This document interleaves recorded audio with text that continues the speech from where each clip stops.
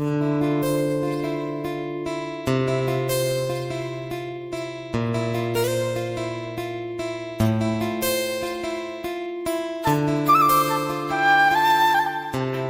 Guys, welcome back to my new video. তো চলে এলাম আজকে আবার একটি নতুন ভিডিও নিয়ে। তো আজকের ভিডিও কি হবে অবশ্যই থাম্বনেল দেখে তোমরা বুঝে গেছো। হ্যাঁ, আজকে দাদার দোকানে যাব। তো দাদার দোকানে অনেকদিন ধরেই যাবো যাবো করছিলাম, প্লাস দাদাকেও বলেছিলাম যে দাদা তোমার দোকানে ভিডিও করতে আসবো। তো দাদা বলেছিল আসার জন্য, তো আমার সময় হয়ে উঠেনি, আর দাদা তখন দোকানটাও কমপ্লিট হয়নি।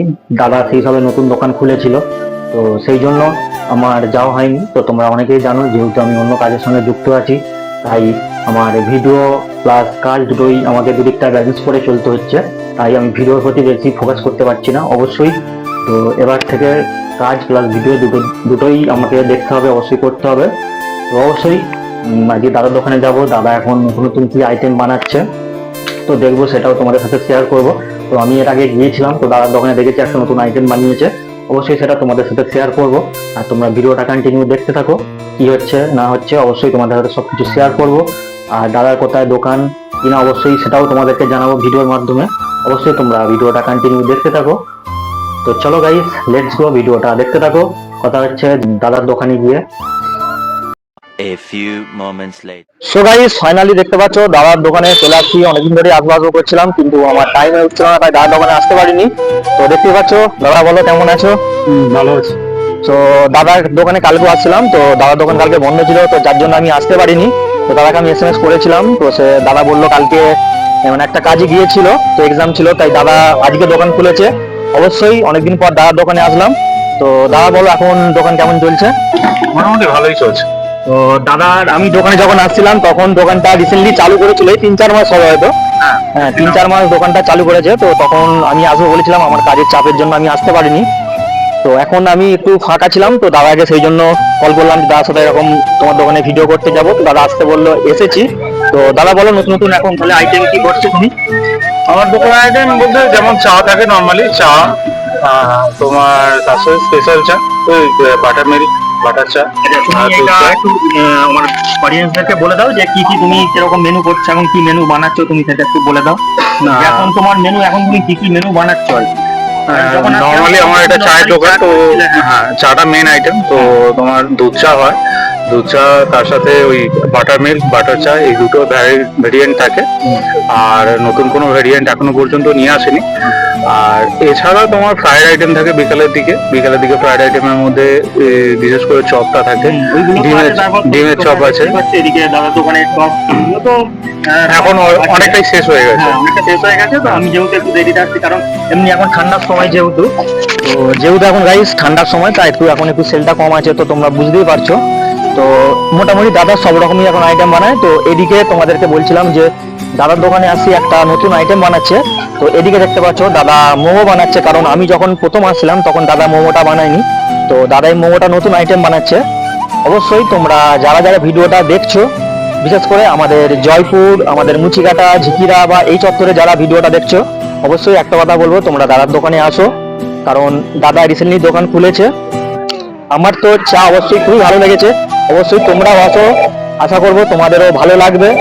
তো তোমাদের কতটা ভালো লাগবে আমি সেরকম তো বলতে পারছি না, বাট অবশ্যই তোমরা আসো, আশা করবো তোমাদের ভালো লাগবে। আর আরেকটা কথা গাইস, যে যেদিন আমি ফার্স্ট আসছিলাম দাদার দোকানে, তো আমার একটা ভালো রকম জিনিস মনে আছে। আমি এখানে বসে চা খাচ্ছিলাম, কিছু ছেলে দাদাকে দেখে খিল্লি করছিল, ঠিক আছে? তো এরকম ছেলেদের উদ্দেশ্যে একটা কথাই বলবো, সততার সাথে কাজ করলে সেটা কোনো অসম্মানের কাজ নয়। বিশেষ করে যদি মানে সততার পথে আমি চলি, তো যেই ছেলেগুলো খিল্লি করছিল আমার ভালো রকম মনে আছে তোমার নিশ্চয় দাদা, যেখানে বসেছিল দাদা তখন নতুন চা দোকান করেছিল, দাদাকে দেখে খিল্লি করছিল, হয়তো আমারও ভালো রকম মনে আছে। মানে সেই আমি সব দিনের সাথে হয়তো আসছিলাম দোকান, তখন নতুন দাদা রিসেন্টলি দোকান চালু করেছিল। তো সেই সমস্ত ছেলেদের উদ্দেশ্যে একটাই কথা বলবো, যে সততার সঙ্গে কোনো কাজ করলে সেটা ছোট না।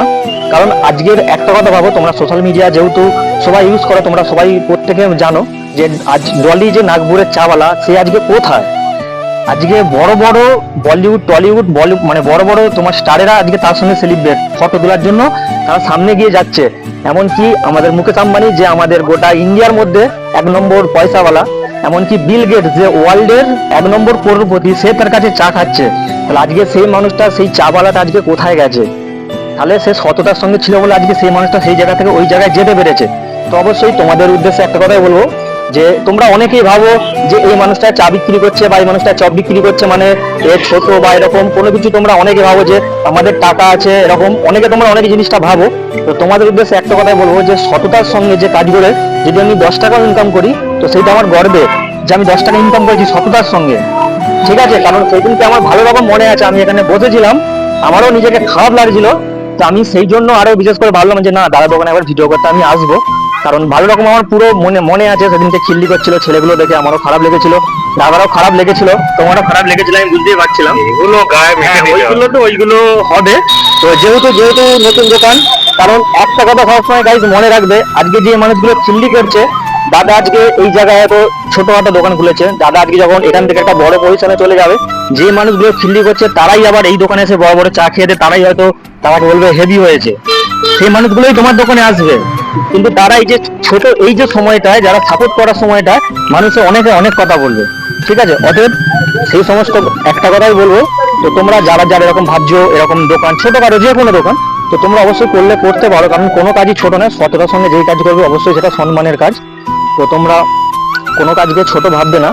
তো আর একটা কথা গাইস, তো তোমরা দাদার দোকানে আসো, একটা কথা বলবো, আর বিশেষ করে তোমরা আসো, বিশেষ করে আমার বয়সে যেসব বন্ধুরা আছো তোমাদেরকে আসতে বলছি একটাই কারণ, যেহেতু গরমকাল যখন পড়বে, যেহেতু এখন শীতকাল, তো এখনটা একটু দেখতে পাচ্ছ দাদার দোকানে কাস্টমার কম আছে। গরমকালটা পড়লে কি হবে, দাদার যে দোকানের পেছন পজিশনটা আছে, তো আমি যেহেতু এখন অন্ধকার হয়ে গেছে, মানে রাত্রে আমি তোমাদেরকে দেখাতে পারছি না, তো দাদার যে দোকানের পেছন পজিশনটা আছে এদিকটা তোমার ফাঁকা মাঠ আছে।